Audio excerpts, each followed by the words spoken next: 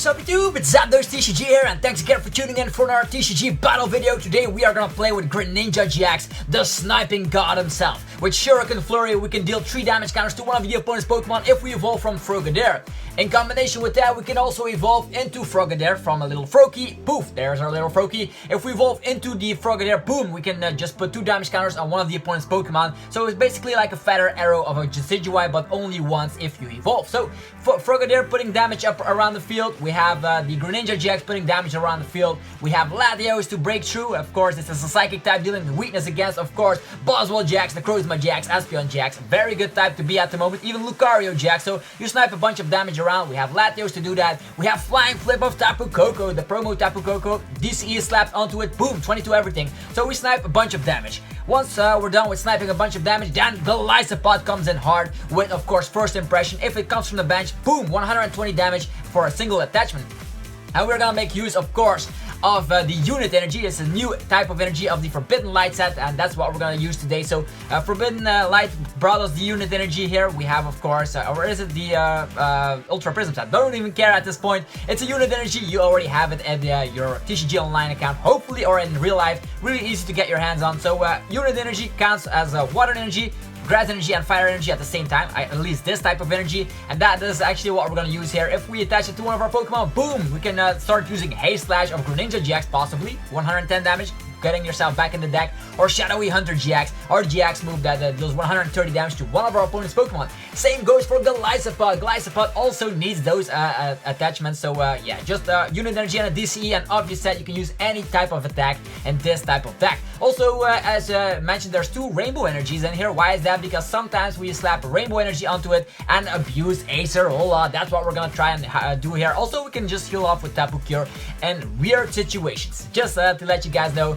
All the rest is pretty much self-explanatory. We have 1 Nazball because we want to set up our bench as quickly as possible. 2 Brigets. You could add the Brigette count up to 3, but Nazball is a little bit better because sometimes you don't start with Brigette, and that way you can just hopefully draw into that Nazball. We have 4 Ultra Ball, Rescue Stretcher to abuse, of course. The discard, getting everything back if you use a heavy Sycamore, because we do run a stage 2 and a stage 1, so sometimes you have those Sycamore turns. We do run 4 Sycamores, and those Sycamore turns where you get rid of a lot of your resources. We don't run special charts because we are running 10 energies in total, and Golisopod only needs 1 energy, and we sniped. That does not even require energy, so that will last us through the game. And we do have 2 choice bands and 3 float stones because they have a bunch of retreat cost of our Pokemon. So and we can also Guzma. This one has free retreat, which is awesome.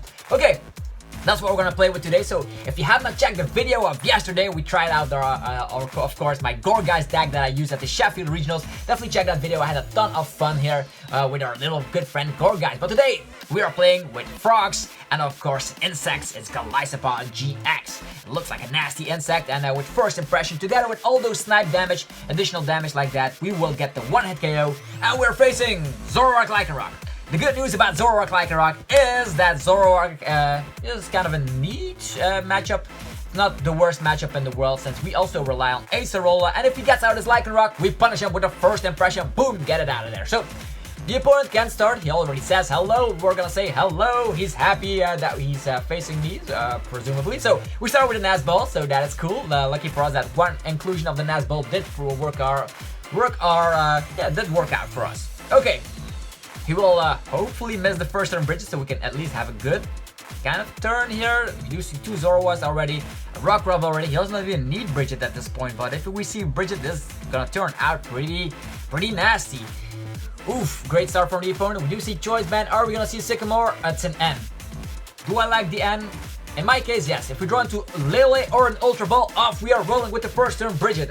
We got an Ultra Ball, so thank you for ending me. And in this situation, we can get the first turn Brigette, set up a bunch of Wimpods, a bunch of frogs, and off we are rolling. He is going to knock out our little Wimpod early game, unless we get out our Tapu Koko. That way he has to rely, of course, on something else. Okay, we're gonna use our first turn Ultra Ball here, and we are gonna get rid of a Greninja-GX, and we are gonna get rid. Do we need a choice band in this situation? We are gonna 2-shot regardless, although it could work out. We have a float stone here. I'm gonna get rid of the float stones since we are running more float stones than, of course, the things I mentioned here. What else are we gonna get here? There's 2 Tapu Lele, which is good. We have another Ultra Ball in the hand. And what are we gonna grab? We got, of course, our first turn Brigette. Let's see what is prized. All our unit energies are in here. There seems to be 1 Rainbow Energy prize. How about the Golisopod? They are in town, and the Greninja line is completely in there. Except for 1 little Froakie. And Tapu Koko with free retreat is in there as well. Okay, good to know. He can get out, of course, his Lycanroc, but he has to be afraid here, of course. What are we gonna get out? He can target our Tapu Lele, or he can target something else. We're gonna rely on our first turn Brigette. We need some frogs up in this place. We need them really, really quickly. So in this situation, let's use Brigette. And let's get out a Wimpod and 2 frogs. I think that's okay. He's probably gonna target my little Wimpod early game. Tapu Koko will also see the discard regardless. He's gonna have a full bench, so it doesn't even matter promoting the Tapu Koko in this situation. Let's go for this strategy, getting them all up in the place. And in this situation, we can give the Rainbow Energy, or we could wait. What will we do? Is he gonna get with a 2-card hand? Is he gonna get? He needs to retreat his Zoroark in order to attack with Lycanroc. So he doesn't even have a float stone, so we're not gonna rely on Field Blower just yet. And I think. Do I wait with the Rainbow Energy? This is just so hard. I think I'm gonna give a Rainbow Energy to the little Wimpod. Hopefully that does not bite me in the butt later down the line, but we're just gonna end our turn here. That little Rainbow Energy could work out, of course, with the GX move. The GX move is 150, and with a bunch of snipes, we might just one-shot a Zoroark GX. If we draw into, of course, a Guzma here, we can just get out our Golisopod and already target something on the opponent's side of the bench. We do see 2 timer balls. Oof, or actually, 2 flips here with the timer ball. 1 heads, of course, getting out Zoroark GX, and consistency will roll from there. We don't draw into a float stone. Okay. The little Wimpod will see the discard. Unfortunately, we will have to promote something that we don't want to. I think we're just gonna promote a little. Do we promote a little Froakie? I think so. Promoting a little Froakie will be the best here. We can also always retreat. Unless we draw, of course, into a Guzma. That way we can Ultra Ball into. Oh wow. A lot of things are popping up here. Zoroark GXs everywhere. And that little Rockruff is troublesome because, of course, with the strong energy, he's able to one-shot our Golisopod. Oh, 2 strong energies coming to this guy. Doesn't he have the DCE? That would be crazy. Okay. We draw the Lele. Oof. Well, usually I would go for consistency, but in this situation, there's just nothing I can resist here. I'm gonna knock out that little Rockruff. He deserves it. So let's get out the Golisopod, and now we're gonna Tapu Lele for the Guzma. I think that is the most logical thing I can do at this point because that Rockruff is pretty scary. We even have Acerolas that we can top deck into. So no consistency for me, but I am gonna target the main threat on the field, which is of course their little Rockruff. Okay, let's do this. Little Rockruff, come up front. Let's meet your maker. It's Golisopod. Golisopod, first impression. Boom! That is a lot of damage for that little Rockruff. I would have wished there was a Lycanroc GX to get 2 prize cards, but at least we draw into little Froakie. Oof, we dead draw at this point. Ouch. If we don't draw into Acerola, we will be screwed over. Ooh, consistency might have been better. But at least we get that Rockruff out of the field, and this Zoroark GX cannot one-shot our Golisopod. At least we can shut up some more stuff on the bench. If we draw into consistency cards, we have no Sycamores, no Ants, and no Cynthias in our discard pile, so the chances of us drawing into one of those, presumably really high. And now we're gonna see Mallow. He's going to get out Enhanced Hammer and a DCE, and we will be stuck in the active position. That is going to be really terrible. Okay, DCE and Enhanced Hammer. Oh, another Zoroark GX. Enhanced Hammer? Hammer? DCE? Lele? Where is the hammer? I was expecting the hammer at this point. Mew is already in the discard. Wow, 4 strong energies in the discard pile. Oof. That is really harsh. Wow, but he has 3 Zoroark GXs up front, and we have no draw support. This is going to be kind of a parallel. He's going to parallel himself, so we are dealing less damage. Interesting. Interesting indeed. We draw into Guzma. Okay. We draw into Guzma. Well, he's parallel. So he's only able to dish out 80. That is enough damage. That's something I don't want, so I'm just gonna target.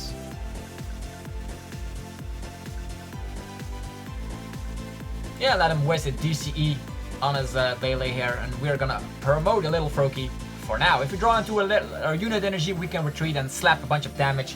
It could work out. Or a Sycamore, Floatstone, DCE, Lele gone. If we draw into Choice Band, how many Choice Bands in the discard? 1. Oof, harsh. I do think he's going to draw into his Floatstone. Oh, Guzma. He gives up his Guzma. How many Floatstones in his discard? 1. He can draw into puzzles though. Puzzles of Time. It's of course the Zoroark list. Trade, and getting all the answers in the hand. So maybe consistency would have been a little bit better. 1 Field Blower in the discard. Oh, Delinquent. Oof. Goodbye, little Froakie. This is the Delinquent list of the first place winning list. Of course, the list that won the Sheffield Regionals. Ben Simons. Yeah. We are kind of stuck here. Multi-switch. He's going to slap around with Lele. Oof, there comes the Lele. 80 damage. That is a lot of damage. That is a lot of damage. Go, Lele. And now we need to draw Sycamore. Cynthia, woohoo! Haha! That was amazing. I'm just gonna say that smiley face. That was just amazing. Well. We have a unit energy, we have a DCE. DCE can slap 20, 40, 60, 80, 100, 120 damage on the Lele. 120. And yeah, that's the same amount of damage as a Golisopod. So in that case, I think the DCE will do just fine. And we are just gonna evolve. And we're gonna put 20 damage on the Lele. So if we draw into, of course, if he knocks us out, I'm just gonna bench this Koko down for now. So we have a free retreat promotion. So, Energy Drive! Boom! Well, that worked out pretty well. Only Greninja-GXs that we will have to pull, and that Lele will go down. We get 2 prize cards. We can promote Koko if need be. So yeah, we need to draw some more draw supporters right now. Otherwise, we will be in a terrible position. Wow, all those Zoroarks will draw into the Acerola for sure. He's going to get that Acerola. If we draw into the Acerola and the Choice Band, we will be a little bit fine. Kind of harsh. The Zoroarks is trading like crazy. Only 11 cards left in his deck. He has to be careful. 2 DCEs equipped onto that Lele. Does he have more? There's still 5 prize cards. If he has, oh, Puzzle of Time. Multi-switch, retreat, could be the case. Multi-switch. He's going to get Floatstone and multi-switch, presumably. Could be the case. That Lele is going down with a snipe. He needs his Acerola. It's Acerola in his discard pile. It could be priced. It's a one-off. It could be priced. Okay, Rockruff is coming back and Parallel City. Maybe he's going to retreat and parallel himself. DCE, retreat, parallel himself. Choice Band. Oof. He's going to parallel himself. Well.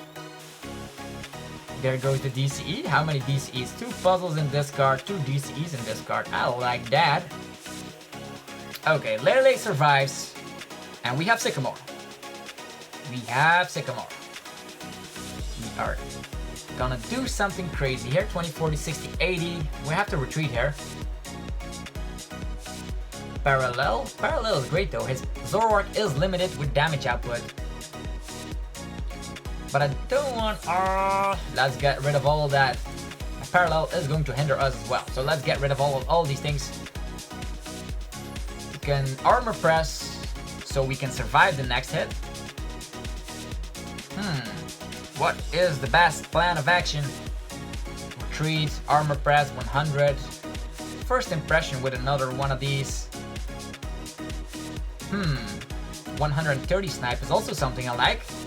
Don't want to get rid of a lot of energies. Ah, the choices are real, the choices are real. You can also jump back in the deck. 100. How many choice bands in his discard? 2. How many puzzles? 2. 5 prize cards. 120 limited. 120 minus 20. Could be working out here if we armor press. That's Sycamore. I want that DCE to armor press right now. And looks what we get. We get an Acerola and a choice band. But we cannot armor press. That is not cool. Maybe we should have attached that unit energy. Could have been fun. Oh well. Oh well. Do we retreat? Or do we not retreat? How many Guzmas in his discard? 2. He already wasted a lot of resources. Greninja could be working out here. We have 12 seconds remaining. I'm gonna put a Pokemon from the discard pile back in the hand, and it's gonna be Greninja-GX.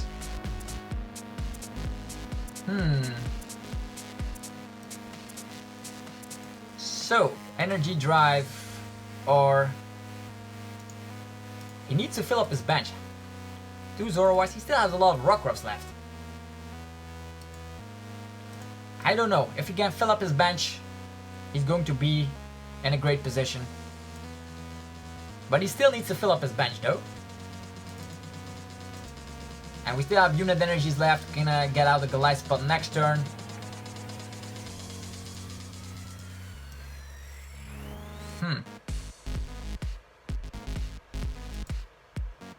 We are gonna target and the active, I think.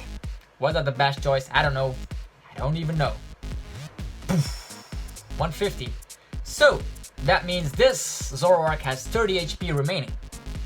30 HP remaining. He needs to use Acerola right now, but I don't. If it's priced, or actually this list will not run Acerola at all. If I recall, it's the first place winning deck. So more trades coming up. Little Rockruff, he's going to fill up the bench. He needs to trade so many things to get his bench filled up. 120 is going to knock us out. But if he benches one of his Mews, if it's running 2 Mews, he needs to... Oh, here comes the end. Only 9 cards left in his deck. He has to be careful. We are running kind of a weird rogue deck here with Golisopod and, of course, our Greninja. We have Acerola, that's cool. Acerola can get back our Tapu Lele. Okay, he's going to bench everything. Trade again? He's only having 4 cards left. Wow, what is this? 2 cards left in his deck. Enhanced Hammer. Oh, did you want that? He's gonna knock us out regardless. Oof. Crazy, crazy, crazy. Okay. Okay, Rescue Stretcher, we can get back our Golisopod, fly in with the first impression. Oof, what is this? Righteous Beating. Well, okay.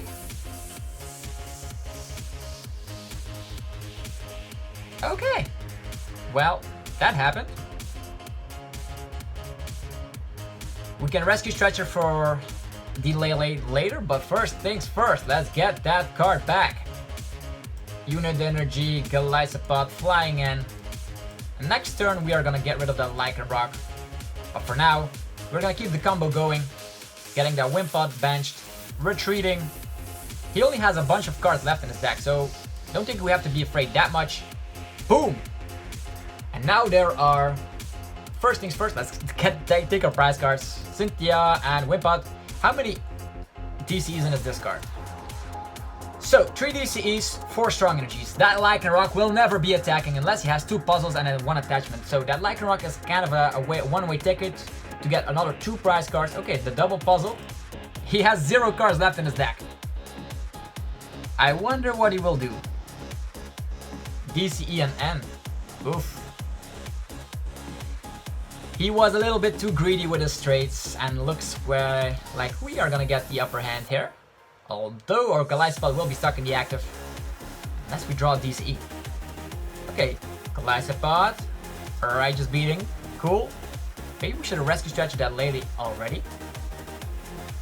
Acerola. Okay, we won the game. So we would have Acerola and slapped a bunch of damage, and maybe if we draw into the rescue stretcher, use the Guzma here. So it looks like the list works out. Definitely try it out for yourself. Golisopod with Greninja. Definitely a lot of fun with the unit energies, and if you're facing kind of a Zoroark Lycanroc deck, they want to get out of their Lycanrocs to target something. Well, that's a big mistake because they are weak to grass first impression and it's over. The snipes also helps out against a lot of weak basics. Think about rolls, think about Beldums, think about Zoroark, think about a lot of things like that. So sniping is awesome, so definitely try out the list. Let me know what you think about it, and be sure to rock smash the hell out of the like button because you know I always appreciate that, and it gives me support to make better and more content for you guys. Anyways, have a fantastic rest of your day, and subscribe for more content like this. See you all later. Peace out.